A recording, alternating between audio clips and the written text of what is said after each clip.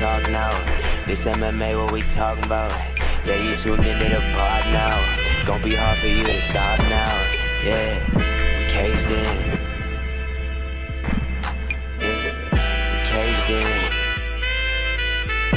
Yeah, we caged in. Welcome back to another episode of Caged In. I'm your host, Chris DiCarlo. Today we got a very special guest making his debut on the show. It's Aaron Phillips. How we doing today, my man?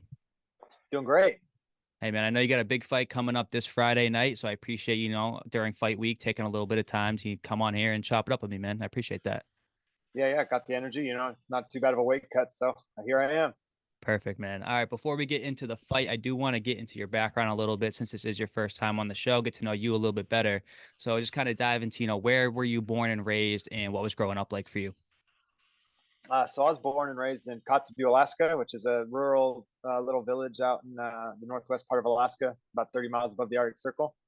So that's where I grew up, born and raised, wrestled there my whole life, played basketball, did the whole shebang, and then eventually just got into fighting because I was tired of just working out for nothing. So it's here I am down in Houston, Texas. There you go. So, you played some conventional sports, obviously, growing up through school and whatnot, but what got you into mixed martial arts? What sparked the love for the sport? And then what kind of got you really into the gym for the first time? Well, watching, I've always watched like UFC and stuff. And I take a lot of pride in being one of those guys that's like, oh, I could do that. Like not being one of those guys, Mm-hmm. Right. Like, oh man, why does he get like, I feel like I was rightly humble about it. Like feeling like, damn, those guys are crazy good. And, my older brother was getting into boxing and kind of used me as a punching bag a few times. And then there's one point he mentioned I should try getting into a fight myself. So I was like, oh, I'll try it. And I was a little like hesitant for the boxing. So I was like, I'll sign up for a AFC Alaska fighting championship fight. And signed up. And this is it's just from there. It's just this open book. For sure, man. And then at what point throughout your career did you realize like, okay, this is something that I want to take seriously. This is something that I feel like I could potentially turn into a career? I would have to say it'd probably have to be after the Al Matavao fight. So I took that fight short notice. I remember getting that call. I was like, they're like, hey, can you step in? And, I had this like weird, like feeling like I was like, they're bringing me in, like just kind of get beat up and knocked out, like this is their guy who's knocking everybody out in their scene. So, and then obviously next thing he had was the Contender Series fight after that one. So it was like, you know what? I asked my brother about it. He's like, why not? Just do it. Like, what if, what, you're just fighting regionally. It's not a big deal. And so I was like, oh yeah, you're right. I'm always in good shape still. So I, hung over at work, finishing the day out, got the call, said yes. And after that fight, I still think I won that one, but so after that fight, I just had so much fun, like coming into that the next week and after the big weight cut, and I was like, all right, this is something I want to do. So I took it a lot more seriously after that point. For sure, man. And let's get into your nickname a little bit. I know you go by the Alaskan Bullworm. I'm of course familiar with the character from SpongeBob, but how did you ultimately get that nickname? What's the origin story there behind that one? So it's I actually got in the Tough House. So nice. It was practicing a lot. We did a lot of wall work and stuff, and at that point, I've never trained in an actual MMA gym before. So getting into the Tough House, basically being self-taught and everything, I had almost no knowledge with wall work. So my thing was like, all right, push him up against the wall until I could get a double leg and hopefully get him down. And then, so I just pushed and push. And then one night, Gilbert Urbina was joking about it, and Ryder and all those guys, they're all joking about it. And I'm pretty sure it was Gil who was the one who was like, Alaskan Bullworm. Then everybody started talking about how like, yeah, just can't stop it, just get out of the way. Right. There you go. And you mentioned that you didn't really have any conventional like MMA training before going into the Ultimate Fighter. So what kind of were you doing to get work in while you were taking those regional fights? Oh man, it was a lot of Rocky IV stuff. It's running in the snow, training in negative degree weather in my little shack, and I had a friend, my roommate up there. He was a music teacher and kind of a smaller guy, but he was like my main training partner. Like he didn't know anything outside of boxing, and for boxing he did it as a child. So like this is like me, like, all right, so let's go do it. And he's like, all right, I'll do it, stay in shape. So we basically just went in and sparred all the time, watched videos, and what to drill, and it was fun. It's fun for a long time, but I started realizing more and more, and I was like, man, I'm really am just getting away with hard work right now. Like hard work and Right. just a little bit of athleticism. So like I'm fighting all these guys that are in gyms, and then yeah, so it was kind of a wild come up. Yeah, for sure. Sounds like it, man. And for maybe some of those people that haven't seen you fight before, how would you describe your fighting style? Oh man, just pretty straightforward. Just right down the pipe. Um, a lot of the fights I've had, surprisingly went to submission at the beginning when I had knew basically nothing about jiu-jitsu. Hmm. Um, so that's kind of wild. Um, but I think I'm just more of like a straightforward, just keep moving forward kind of guy. I try to be like kind of tentative a little bit, and like at first, but then once I start getting hit, and I'm like, all right, this ain't working. These fakes ain't working. I'm walking in. Right. I'm getting in the fire.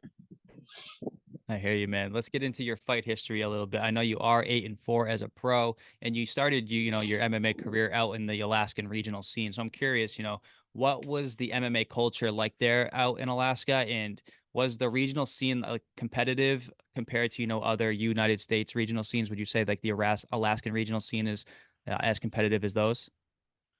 No, it's definitely every regional scene outside of Alaska is a big jump for the Right. most part. So like every time I fought in a different regional scene, I'm like, man, this is a lot different. The worst guy here is probably could be the best guy up there right now. And Right. I'm not. That's not to say that the fighters up there are bad. It's just I think their priorities are just a little mixed up. They're not as focused. Mhm. It's hard to get a lot of fighters there. It is because you can't get people up there because it costs so much. So Right. like that's a big issue. So it's a lot of guys just fighting each other over and over again, just getting kind of punch drunk a little bit. But so it was a good since I didn't have an amateur career, I kind of consider that a bit of my amateur career. Right. And do you know any other fighters that we might know that have come out of the Alaskan regional scene? Like I know of you, and I know of like Terrence Mitchell. I'm pretty sure who was on the Ultimate Fighter, fought in Alaska. Is there anybody else that we should know about that would have been there before? Would have been there before. I mean, Yeah, everybody like knows Lauren Murphy. Yeah, yeah. right. So that one's an easy one. Then there's a few off the top of my head. I think there's a guy actually training in Austin. I I just got tagged in something about him like hey, go check out his fight, and I was like, oh, he's from Alaska, I think. And because everybody's saying, people were telling me he was. I didn't do any research on him at that point, but Mhm. um, man, I can't recall his name, but yeah, other than those guys you just mentioned though, and Right. there's Ben from I think he calls himself Mr. Alaska. He's out in elevation. He's doing really good. He's been Nice. beating people up for a while. I think in LFA, and then he's been fighting for Solid as a Rock in Alaska. So it's yeah. I mean, there's a few of them that are having success. It's all the guys who have kind of branched out. All the people who have Right. branched out. Yeah, that makes sense. I know you were obviously on Team Volk on The Ultimate Fighter season 29. How was that time for you? And then ultimately, like, how was just the Ultimate Fighter experience as a whole? Oh, it was the best time in the world, man. I met a lot of good guys. The guys on our Ortega team were great. The guys on Volk's team were great. It was a really more professional atmosphere between us all. We weren't out there to be punks. It was a good time. Volk, great guy, inside and outside the cage. Ortega was a cool dude, man. It was a good time. A lot of coaching, everything. I was just kind of my brain was kind of flooded in through the whole thing, and I was like, what can I learn? And Yeah. like bouncing like 1,000 miles an hour. So I think the first thing I learned was like, let's learn some heel hooks, so I figure out like never to get in those again. Right. And your first matchup on the show was versus Petrosky. That one obviously doesn't go your way, unfortunately. But as a whole for the experience, man, was there a lot of things that you learned and a lot of knowledge that you still keep with you today based on, your time on the show? Oh, definitely. Well, it's more of like I took a lot of the work ethic out of that. The experience with all those guys, because before then I've never trained with actual fighters really. I've never done like MMA specific training with actual fighters, and so it was a lot to learn, and it was really cool. I took a lot of that out of it and how they trained. They trained hard but not enough to like hurt each other kind of stuff. You know what I mean? Hmm. That's like, and that was always like my thing. I was like man, I feel like because I've been to some boxing gyms and people go in there, they're trying to take my head off half the time, you know? Right. And I'm like, all right, that's not how I like to. That's not my cup of tea. I'm not a hard spar guy, but yeah, it was cool. It was really fun to learn. It's fun to get back in that wrestling shape, and yeah, I took a lot out of it, just to kind of more of a mental attitude and how to train. Definitely, man. And everybody that I've talked to that's been on The Ultimate Fighter, they always say like life inside the house is just like completely different, man. So who were some of the guys in that house that you were closest to, and do you still keep in touch with anybody today? Oh man, I was really close with Ricky. I train with Ricky now at the Woodlands and here in Houston. Nice. Ryder and Brian mainly. Hmm. Those guys. Mitch as well. I haven't talked to Mitch in a while. Ryder and Brian, I check in with them. They check in with me, every once in a while. Yeah. So like the house for me was a cool experience. It's kind of, and I was just in Thailand in November for about a month, and that was like this, like just being there is almost similar to being in the house. That same focus, that same mentality, and it was like, all right, this is cool. Like I'm just like living, like I'm just here to like train, sleep, and like fight. This is a good time. Yeah, I've seen a lot of your content from when you were over in Thailand, and it does look like it has that same type of like vibe where all you guys are kind of just in the same building, like eating, sleeping, drinking, mixed martial arts all the time. So seems like you kind of had that same mentality while you were over there for this one. Oh yeah, definitely. As soon as I was going into Thailand, that was like, this is when I'm starting fight camp. So I was going there, getting there, boom, and I was just kind of like gearing up for hoping for an opponent as soon as possible, kind of thing. Luckily, we found one here for February, and not any later than that. Right. One last fight at 32. There you go, man. Get that one in. And it's funny because I know you were on, Team Volk, like we mentioned, and I've actually talked to a couple guys that were on that team as well. Brady he stand. I've spoke with him before, and then Mitch Raposo is a guy who's on the Massachusetts regional scene where I'm at. So not by design or anything, but it feels like I'm kind of checking off the boxes of Team Volk season Checking off 29. all the Volk guys. Yeah, it seems like it. Bunch of good guys. I would check them off as well. For sure. And I know you are currently on a 2-fight winning streak. Both of these current wins at welterweight. What prompted, the change in weight for you? And do you kind of feel like that change has been a big part of your recent success? Yeah. The change came from immediately after it was. So I fought Buddy Wallace. That didn't go my way. That was a tough fight. Mm-hmm. And then I fought Zach Reese. I think immediately after. I think that was my next one after. And that one didn't go my way either. And I was just like, man. And like at that point, I was like, I thought I was like, I'm gonna go okay size 185, but no, I just was like, I could make, because I was coming into my weigh-ins and I was weighing in, like it was hard for me to like, I didn't want to like be like show up and be like 180, 182, right? And so I'm like, so I was like, I wasn't really trying. Like the cut would go hard, and then I would be like, man, I'm too light, and then I start like, I just felt too small. So it kind of just was like after the Zach Reese thing, I was like, I'm gonna try 170, see how that goes, and man, it's been a dream since. There you go, man. I know you mentioned for this fight camp you were over in Thailand, but what do you call home base when you're at home in Texas? The Houston. So I train at Gracie Baja. I cross train a lot too. So I do the Woodlands, Gracie Baja Woodlands, and then I had Champions. I coach and teach there, and then at Copperfield. I train there with Paris Moran and all those guys, and nice. it's cool. I get to get a lot of different looks. Yeah, for sure. I mean, I think that's eventually Main Street. Yeah, that's very important. Obviously getting as many looks as you can, obviously, when you're going through a fight camp, because you never know what's going to happen on fight night. So it's good to keep that training camp well rounded. And we did talk about Thailand. What was the experience like overall for you in Thailand, and just in general, man? How was Thailand as a whole, as a country? Like what was it like spending time over there? Oh man, where do I start? It was amazing. Yeah. For one, I wanted to adopt every cat and dog that I've seen running around there, but I was like, I better not. Right. So I ended up getting like a little cat that kept coming around because I kept feeding it. It kept coming around. All the people were there, super cool, super chilled. Everybody understands like fighting. Like it's a crazy, like it's a whole culture there. Right. I think that's like the coolest thing, because here in Alaska, I just like people are like fighter. Like I've never met one before. But there, it's like, oh, cool, you're a fighter, sweet. And then they want to talk to you. You know, they want to. It's Yeah, not like a select group. It's everybody, and for it's sure. super cool. But the weather, the food, man, everything. And I'm surprised I just didn't get sick because I ate a lot of wild foods out there. Anything in particular that was like that you would have never thought that you would have eaten before, but you thought was actually like really good? Yeah. I didn't think I'd ever eat a scorpion. Man, watch this dude cook it right in front of me too. I was like, that thing's alive, and he's like, yeah, but I cook it, and I was like, oh, okay, all right, let's try it. You know, and I was eating it, and I was like, wait, don't these have like poison or like venom in them? And he's like, Yeah, it's all right.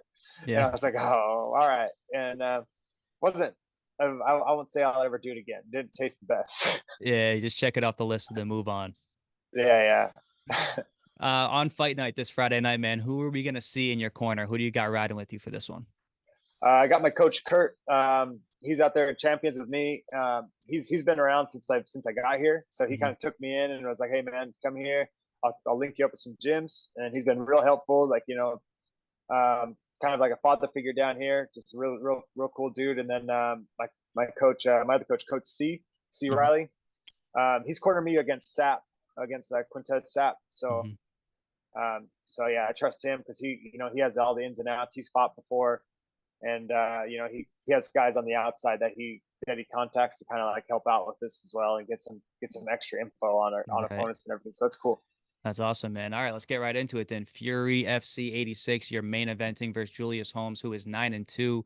What do you know about your opponent, and then how do you feel about his game overall?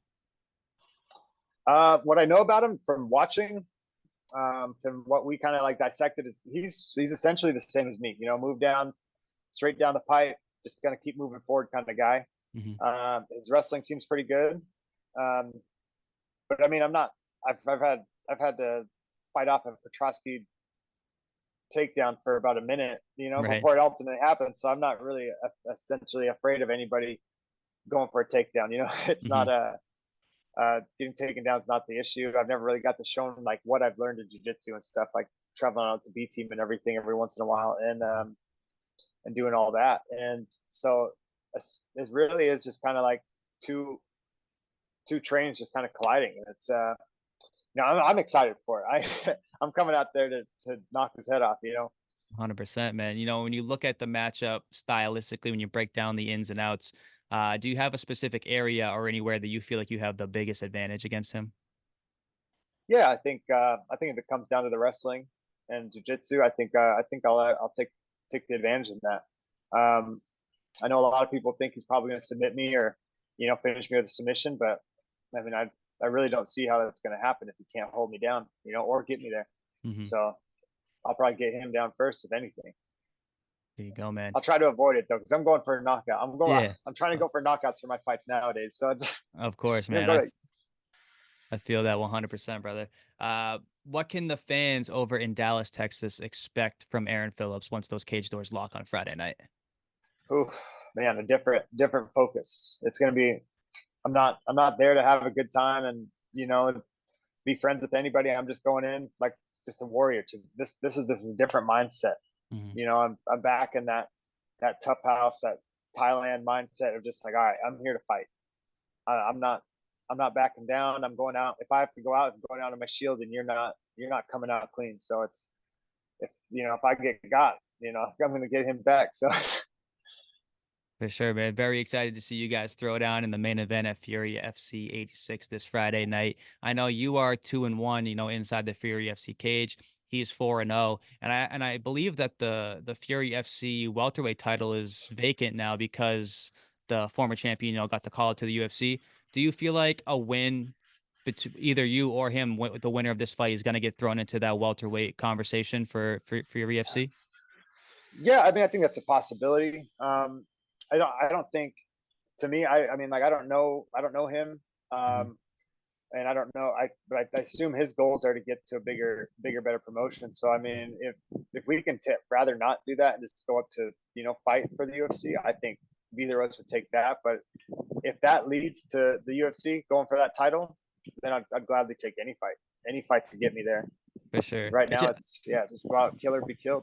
Yeah, I asked because it seems like there's like those regional promotions where typically the title holders kind of get like the green light to the UFC pretty quickly. Like Fury FC seems to be one, LFA seems to be one. So I was curious if like that title had any kind of implications for you as far as like something that would be desirable. Yeah. I mean, any title would be really cool, but the Mhm. ultimate goal is the next promotion. Of course. Yeah. So I'm just here to bang out as many fights as I can this year and get to where I need to be.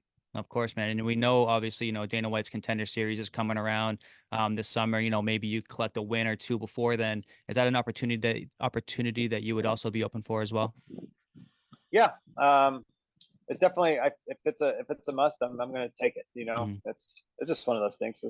Just got to do it. Just got to hunker down. Of course, man. This is your first fight of 2024. What are some of your ultimate goals before the end of the year here?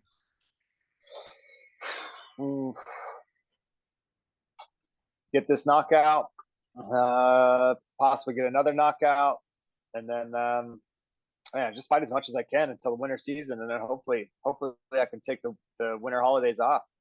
Do another Thailand trip, do a few more Thailand trips this year, and fight hopefully for the UFC as soon as possible. There you go, man. And before I get you out of here, I like to wrap up with a fun segment called Hot Seat, where I'm just going to kind of throw some questions at you. They're MMA related, some are not MMA related. Just have some fun and let the fans get to know you better on a different level rather than fighting people. You know what I mean? All right, let me focus. Right. Yeah. Ready? Nothing too hardcore, man. I promise. First one. What's your favorite movie? Favorite movie? Oh shit! I'd have to say Fury right now. I watched that the other day. Fury. Yeah, that's a good one, man. That's a crazy movie. It really is. If you could see any artist in concert, dead or alive, who would it be for you? That one's tough. Nickelback. Perfect. I think they are coming back around, aren't they? Yeah, they're coming through Houston. I'm like, oh shit! I'm gonna have to finally see if they're actually bad or not. I know, right? Now you have to get in there, man. You already put it in the universe. Right. Who is your favorite MMA fighter of all time? Oh man, that one's easy. Volkanovski, man. Of course. And from the Ultimate Fighter 29 cast, who would you choose to be your WWE tag team partner? Probably Brian Battle. There you go. And then backpacking off the Team Volk questions, man, he did just fight this weekend. Do you believe that he should get the immediate rematch? Yeah.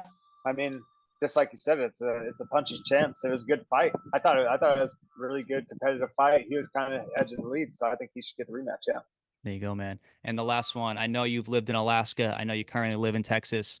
Where do you enjoy living the most? I'd have to say Alaska. Alaska's where it's at. I mean, as far as living, training, Houston's a good place, but it's a little too big for me. Yeah. Do you ever make like frequent trips back home to Alaska? How often do you go back? Oh, I haven't been back in about a year and a half, 2 years now. It's been a long time. So I want to get back as soon as I can after this fight. Maybe go up there and get some hunting in, some family time. There you go. Collect some food to bring back down. Of course, man. I'm sure there's nothing like that wild game up there in Alaska, man. Right. It's everywhere. Of course. All right, Aaron, I appreciate the time, man. Thanks, for taking this little bit of time out during fight week to come on and talk to me. Before I get you out of here, anything you want to say? Where can people come find you? Any sponsors you want to shout out? Just give them the whole rundown. All right. Yeah. I just want to thank you, man. It's can't wait to get to the fight week and put on a show for everybody. All right. Thank you. Thanks, Aaron. Appreciate it. Down for the count and he can't even talk now. This MMA, what we talking about? Yeah, you tuned into the pod now. Gonna be hard for you to stop now. Yeah, we caged in. Yeah, we caged in. Yeah, we caged in.